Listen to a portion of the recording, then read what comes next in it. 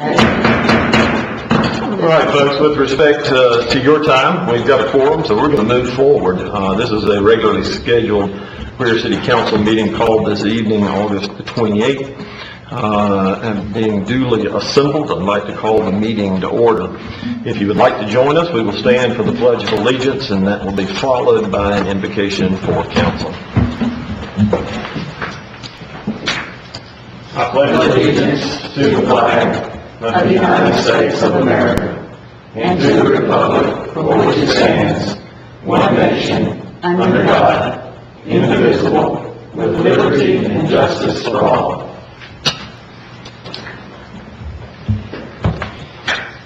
Lord, we come before you this evening with grateful hearts for the many blessings that you have bestowed upon us. And we thank you for this opportunity to be of service to you through our public service. We thank you for the calling that you've placed upon our lives that brings us here to this point. We also want to remember our employees tonight. I ask that you watch over them and keep them safe. We thank you for those that make this their place of employment during the day, and for all of the different jobs that they do to improve the quality of life in this community. Lord, and as we go forward, I pray that we would be mindful and empathetic of those in our community that are less fortunate than us. The Lord is a mark of our community. How we treat the least of these is an indication of who we are as a community. And we thank you for all that you're doing in our community. We thank you for guiding us through the rest of this meeting, and ask these blessings in Christ's name. Amen. Amen.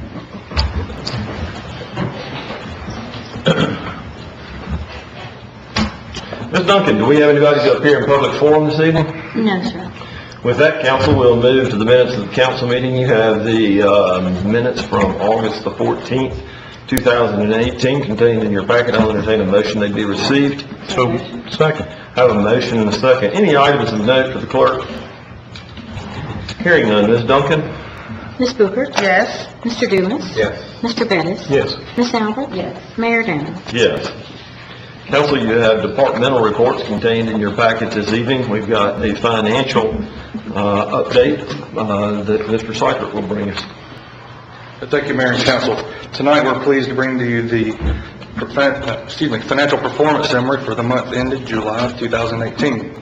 At that time, we have revenue recorded of $364,000 with expenditures of $983,000.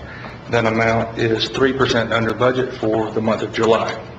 Looking at the dashboards, we have a combined positive variance of $94,000 and a carrying cash balance of $16,447,000. Moving to the hospitality fund, we have revenue recorded that is 1% over budget for July at $197,000 with expenditures of $5,200 and a carrying cash balance in the hospitality fund of $1,363,000. Finally, in the stormwater fund, very little revenue there for July, just a little over $2,300 on the revenue side and $269 of expenditures, and a carrying cash balance in the stormwater fund of $1,144,000. Be happy to take any questions you may have. Council, questions? Comments? Thank you, sir. Thank you. I appreciate it. We'll also have a report this evening by Chief Matt Hanby. He'll give us a update on the monthly activity report from the police department. Chief? Thank you, Mayor. Good evening, Mayor and Council. I appreciate the opportunity to highlight our monthly report for July. Before I get started, I want to make sure without any hesitation, that I have to recognize our staff, because we have a tremendous group of people that run our police department, and all of the accomplishments that I may talk about, whether it be on our annual report or on our monthly activity report, is definitely not anything from my office. This is from a collective contribution from a lot of people. So we have one of our staff members, Lieutenant Marcus Kelly, who's here, so I would just like to acknowledge his presence, appreciate him being here as well. Start off talking about the, in our our administrative division, one of the responsibilities for them is keeping up with all of the hiring and personnel and recruiting And so I have for you a staffing report as we were at the end of July. Up to that point in time, we had 58 of the 61 authorized positions of sworn officers filled. So we're working on those 3 vacancies. We've already filled 2 of those as of today. So at this point in time, we only have 1 to fill, and we're, because we've shifted a couple of people, the detention, we now have 2 vacancies that we need to fill, and we're actively working on that. I will also note that we had 4 officers graduate the Criminal Justice Academy in July. Those were Brandon Akers, Heather Bland, Amanda George, and Trevor Urick, and all 4 of them are currently in our field training program, so that'll go on for a few more months probably. I have to highlight and brag on our volunteers. We have a very strong volunteer system. Most of those volunteers come to us through or by way of our Citizens Police Academy, which is definitely one of our greatest programs we have had over quite a few years. Thus far this year they have donated over 600 volunteer hours. We are working on, we'll be beginning our new class for the Citizens Police Academy next month, and most of the promotion for that program comes from the graduates themselves. So they kind of run that, the recruiting part of that. And we are going to have the largest academy class we've ever had. We have 31 people coming through, and they'll start July 5th, I believe that is. So we're excited about that. Maybe September. I'm sorry. Maybe September, not July. September, yeah. Yeah. Let's do September. So, but we're really excited about that. We've expanded the program by an extra 2 weeks this year, so we are going to try to get some more hands-on experience for those participants. Moving on to our communications center. We have seen a continuation from the trend from last year all the way through this year, but our police calls for service are on the increase. Last year we topped over 30,000 police calls, and we had not hit that number since the late 90s. Things had kind of gone down, and now they're headed back up, and we're on track for surpassing that again this year, probably even higher than last year's numbers. Our fire calls for service, which are dispatched from our communications center, are up tremendously. As you can see, 33% increase from our year-to-date fire calls from 2017 as compared to 18. At the end of July, we began, we're put into service our joint communication system that the fire department, the police department have worked on in conjunction with Taylor's fire department and Bowling Springs fire department. You may have read, kept up with it. There have been a few articles in the media, but we have the fire services have come together and worked on a joint overlaying district service contract.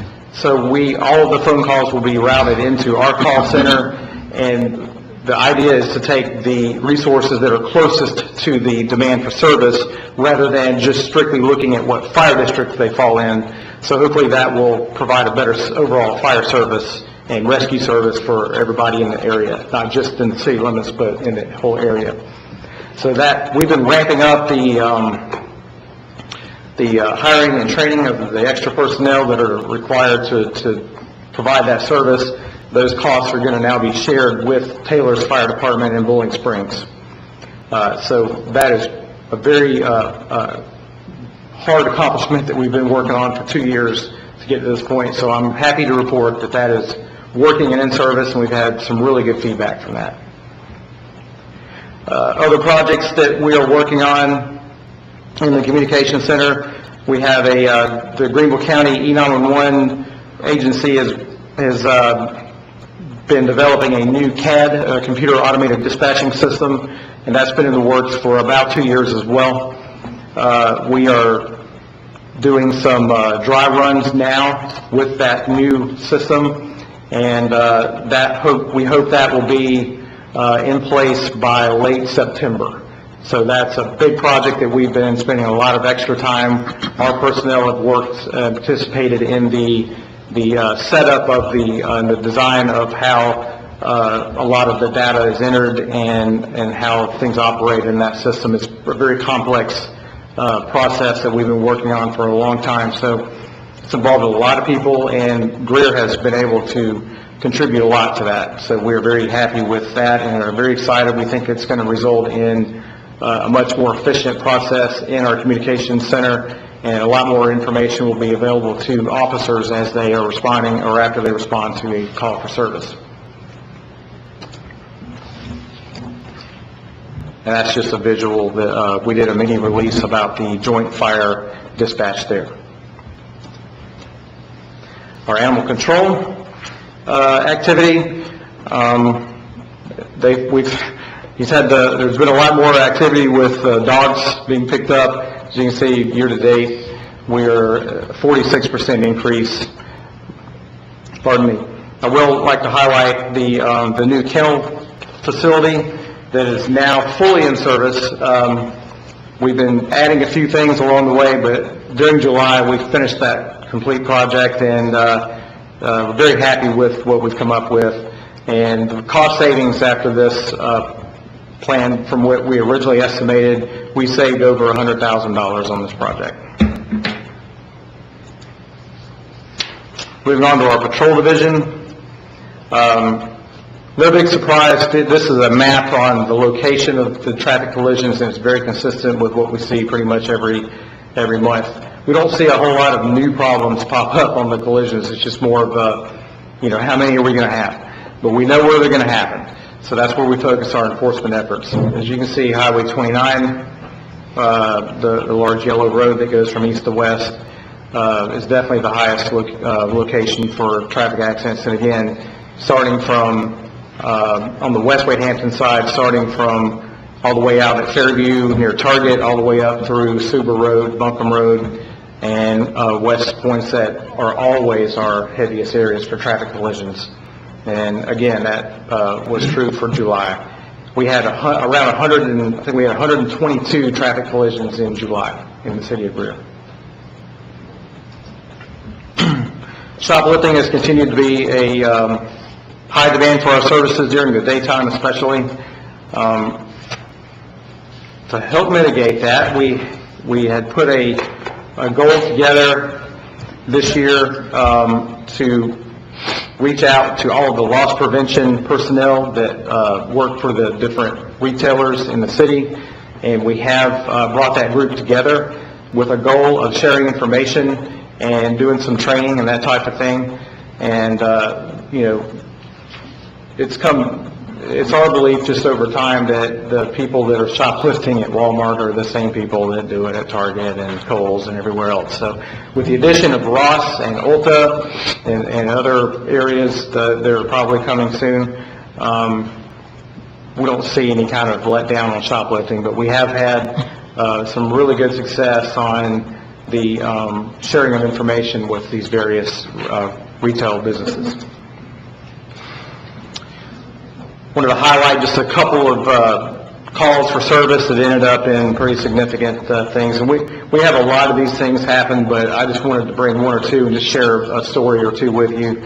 Beverly Apartments over there in Area 3 in our city, we had identified through our crime analysts and just officer knowledge of the officers who work in the area that Beverly Apartments had a significant increase in the amount of calls for service over the past few months. And a lot of these were some pretty ugly things that were happening over there. We had lots of domestic violence calls. There was a kidnapping incident, armed robbery, several burglaries, and lots of nuisance type calls. So we started focusing some of our saturated patrol directions into that area, and we did an assessment of lighting.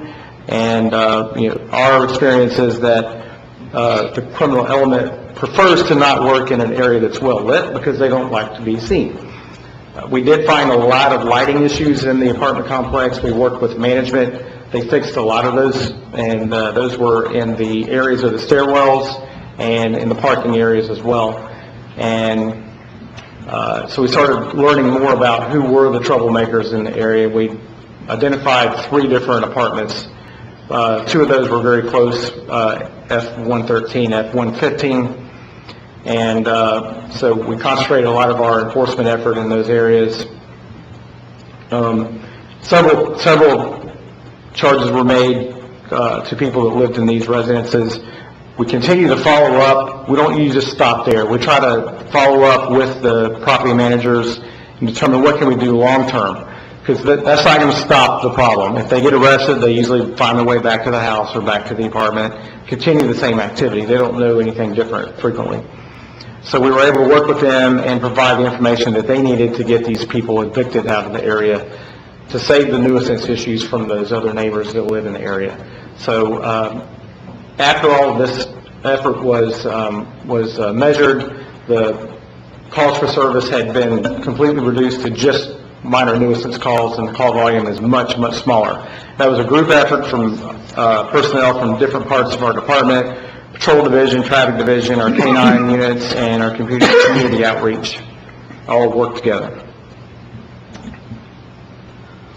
In Area 4, we had been experiencing a high call volume in the Drummond Village area, and a lot of them were firearm shots that people were hearing. They were calling those in, and if they call just from the sound, it's really kind of difficult to locate the source of it, because by the time police respond to the area, they're gone. And so we did a lot of discussion with people that live in the apartment complex. Many of them are kind of hesitant to share what they know, but eventually we were able to learn that one person in particular was sort of the ringleader on a lot of the nuisance calls and drug dealing that was going on, and there were several people that indicated they just didn't want to live there anymore and they wanted to move out.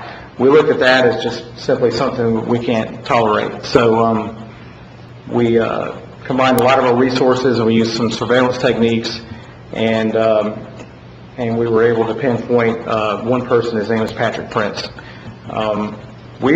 As police were responding to these types of calls, it was getting to the point where there were large crowds of people confronting the police, and it was becoming a very adversarial situation. And frankly, I just thought it was dangerous for some of our officers to be there, because we knew firearms were there, and they were very aggressive towards officers, and were trying to instigate some type of a response that would probably justify, in their minds, escalating the violence. So we kind of put our heads together and said, you know what, we got to figure out how to figure this out. And so a lot of the resources we put together with our detective division, our uniform patrol division, and we were able to make a drug case against Patrick Prince and remove him from that area. He was definitely the ringleader, and as a result of him being completely physically removed and the person that was hosting that activity at their apartment being evicted, those calls have dropped by 50% since that. Criminal Investigations Division, they have consistently seen an increase in the number of cases that they have assigned, and for the past 5 years we have the highest number for 1 month. That was 44 new cases assigned for extensive follow-up within our investigative division. Our Vice unit, I have a couple of things to share with you here, and total numbers for July. These are more lengthy, in-depth investigations, so you don't see large numbers of arrests usually in a month. But they had 6 undercover operations they were working on. One of them was in conjunction with Greenville Sheriff's Office. That's still ongoing, but they made four drug arrests, 2 firearms seized, and 1 search warrant executed. They also conducted 20 alcohol compliance checks throughout the city. Those are typically in restaurants or convenience stores to check and see if they are selling to underage purchasers, and only 1 violator out of the 20, so that's good news there. One case ended up with the arrest of a gentleman named Kez Gilmore. And it was to finalize the drug investigation that was going on at his location. A traffic stop was conducted, and we had information he was carrying drugs during this period of time. Traffic stop resulted in the discovery of a significant amount of marijuana, a 9mm pistol with 2 magazines of ammunition. In another case, in Victor Court, there were more than one location that was under investigation for drug transactions, and as a result, a Deshaun Johnson was arrested with, pardon me, a quantity of marijuana and crack cocaine and a pistol. Those are not good combinations, drugs and guns. And finally, believe it or not, the new apartments next to Century Park, the residences at Century Park, we had been learning of some possible drug activity there, and as a result of the cooperation with management, we were able to get that group of people evicted, and we were able to make an arrest for Andre Workman, and I believe we got 6 pounds of marijuana, so pretty good amount there. So drugs are everywhere. They're not just isolated to certain areas that you might think. So we just have to be flexible and manage our resources as best we can. That's all the information that I brought to share with you. I'll be glad to answer any questions you may have. I've got one announcement I'll make after that. Thank you, Chief. Yes. Questions, council? We appreciate all the officers, police department, as far as Appreciate all your support. Really do. One sad and happy announcement is Marcus Kelly, who is with us. And he didn't ask me to do this, but I'm just doing it anyway. But he announced his intent to retire from this industry and move on to a new one at the end of the year. It's something he's been working on for quite a while, so we'll miss him dearly. He's been a big, vital part of our organization for a long time. So, but he's got some exciting opportunities ahead of him, and I'm going to try to find some way to keep him connected to Greer. I'll try my best. But we'll recognize him in a big way in December. You'll all be invited. So, maybe when he finishes seminary, he can come back and be the chaplain for the department. That's a grand idea. Thank you for that. Thank you. Thank you, sir. We appreciate it. Mr. Diggers, your report, please, sir. Thank you, sir. Obviously, one of the intents that we have in presenting highlights for our monthly reports is to solicit from you ideas, suggestions of how we can improve communications to you in that reporting format. So if you do have suggestions, we would love to hear those. Please feel free to share those either with Chief Hamby, myself. Again, we want to make sure that the format that we're using works for you and it gives you the information that you need.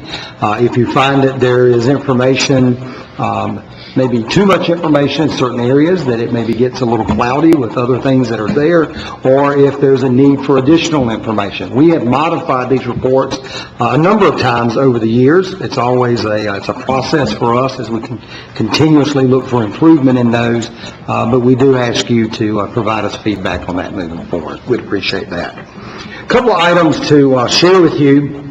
One is just to make sure that we're all aware that our farmers market is continuing to operate on Saturday mornings here at City Park. It begins at 8:30 on Saturday mornings, runs till noon. I had the opportunity to come in last week. A few of us were here for the walk with elected officials and participate a bit with the farmers market that morning. It is truly a very good community event for us. Our community is responding well to the farmers market. It'll be running through November, actually, one of the longest running farmers markets in the area. So if there's anything that we can do as far as information concerning that market, things that you may see that we can make improvements on, we are a partner in that with the group that conducts that, and we're glad to share that information. RailFest is our third annual event. For RailFest will be taking place on Saturday, September the 15th. It's from 10 until 2 here at City Park. It's a great opportunity for us to share information about the history of our city, the heritage of our city relative to the railroad lines, but also gives us an opportunity to share information about railroad safety. We've had a number of incidents over recent years involving pedestrians and vehicles on our railroads, and we certainly want to make sure folks know how to help protect themselves and their property relative to that. Looking forward to that Saturday, September the 15th. Food truck rollout that we held a couple of weeks ago was a great success here. It was the largest turnout that we've ever had at one of our Friday evening rollouts. And so we think that that event is continuing to grow and build momentum. Our next is on Friday, October the 19th. And so we'll make sure we get some additional information to you on that as we get closer to it. But we encourage you to mark that on your calendar. A wonderful opportunity on a Friday afternoon after work for folks to come in and enjoy music and food here at City Park. And last but not least, wanted to share with you one of the things that we are promoting, not only with our children, but with our business communities and our citizens here. You know, some little super citizen stickers. We encourage you, if you'd like more of those, we've got plenty that we can share with you. Just wanted to give you a small sample. But what we're trying to do is, as we encounter folks that are making a difference in our community, a positive difference in our community, we're presenting them with one of the stickers and asking them to put it on and wear it for the day. It's just a fun way for us to promote what we do here at the city, and that we're encouraging the quality of life that we desire here as a community. Steve Owens came up with this. Again, we're using it with a lot of our children's programming in our elementary schools, middle school, over the high school, and we've expanded that on out, encouraging our employees to present these to folks as they encounter that type of positive citizenship. So those are a few things that I had to share with you this evening, and as you can see from your agenda, there are a number of items in executive session that we intend to cover this evening. Certainly available for any questions. Thank you, sir. Thank you. Quick reminder that we have an opening on the Board of Zoning Appeals. With Councilman Airwood not here, we'll remind him that Allison Ringer has resigned, and we'll need to fill that term when he has a chance. We'll move to items of old business, of which we only have one this evening. It's the second and final reading of ordinance number 31-2018. This is an ordinance to change the zoning classification of properties owned by William Mason located at 180 Vanity Way and 220 Leisure Road from R12 to NC3 to I1. Ms. McCormick, any new or additional information that we might need before we make a decision in regards to ordinance number 31-2018? No, sir, there's no new information at this time. Thank you. Hearing none, I'll entertain a motion to receive. So moved. Second. And a second. Any discussion in that regard? Hearing none. Ms. Duncan? Ms. Booker? Yes. Mr. Dumas? Yes. Mr. Bettis? Yes. Ms. Albert? Mayor Danner? Yes. Council, in the executive session, we have a number of items that we need to cover this evening. Does anyone wish to assist with identifying those items, and then we will vote on moving to executive session? Yes, sir, Mr. Mayor. I'd like to make a motion that we enter into executive session to discuss an economic development matter pertaining to Project Satellite and Project Maple as allowed by State Statute 30-4-70A2. I'll entertain that as a motion. Do I hear a second? Second. Any discussion in that regard? Ms. Duncan? Ms. Booker? Yes. Mr. Dumas? Yes. Mr. Bettis? Yes. Ms. Albert? Mayor Danner? Yes. All right, Mr. Mayor, I'd like to also make another motion to enter into executive session to discuss an economic development matter pertaining to Project Thunderbolt as allowed by State Statute 30-4-70A5. I have a motion. Do I hear a second? Second. I have a second. Ms. Duncan? Ms. Booker? Yes. Mr. Dumas? Yes. Mr. Bettis? Yes. Ms. Albert? Mayor Danner? Yes. Mr. Mayor, I'd like to make a motion to enter into executive session to discuss an economic development matter pertaining to Project Hot Stove as allowed by State Statute 30-4-70A5. I have a motion to receive. Do I hear a second? Second. Have a motion and a second. Any discussion? Ms. Duncan? Ms. Booker? Yes. Mr. Dumas? Yes. Mr. Bettis? Yes. Ms. Albert? Yes. Mayor Danner? Yes. Mr. Mayor, I'd like to make a motion to enter into executive session to discuss a contractual matter pertaining to fire services allowed by State Statute 30-4-70A2. Have a motion. Do I hear a second? Second. Any discussion? Ms. Duncan? Ms. Booker? Yes. Mr. Dumas? Yes. Mr. Bettis? Yes. Ms. Albert? Yes. Mayor Danner? Yes. Mr. Mayor, I'd like to make a motion to enter into executive session to discuss a legal matter pertaining to public infrastructure as allowed by State Statute 30-4-70A2. I have a motion. Do I hear a second? Second. Any discussion? Ms. Duncan? Ms. Booker? Yes. Mr. Dumas? Yes. Mr. Bettis? Yes. Ms. Albert? Yes. Mayor Danner? Yes. Mr. Mayor, I'd like to make a motion to enter into executive session to discuss a personnel matter pertaining to salary reviews as allowed by State Statute 30-4-70A1. I have a motion. Do I hear a second? Second. Any discussion? Ms. Duncan? Ms. Booker? Yes. Mr. Dumas? Yes. Mr. Bettis? Yes. Ms. Albert? Yes. Mayor Danner? Yes. Mr. Mayor, I'd like to make a final motion to enter into executive session to discuss a personnel matter pertaining to court administration as allowed by State Statute 30-4-70A1. Have a motion. Do I hear a second? Second. Have a motion and a second. Any discussion? Ms. Duncan? Ms. Booker? Yes. Mr. Dumas? Yes. Mr. Bettis? Yes. Ms. Albert? Mayor Danner? Yes. Council, we stand in executive session to discuss the matters approved. Council, in executive session, we've considered 3 economic development matters, 1 contractual matter, 1 legal matter, and 2 personnel matters. We've taken no action in regards to any of those before us this evening. Do I hear a motion to come out of executive session? So moved. Second. I have a motion and a second. Any good discussion in that regard? Ms. Duncan? Ms. Booker? Yes. Mr. Dumas? Yes. Mr. Bettis? Yes. Ms. Albert? Yes. Mayor Danner? Yes. Stand adjourned.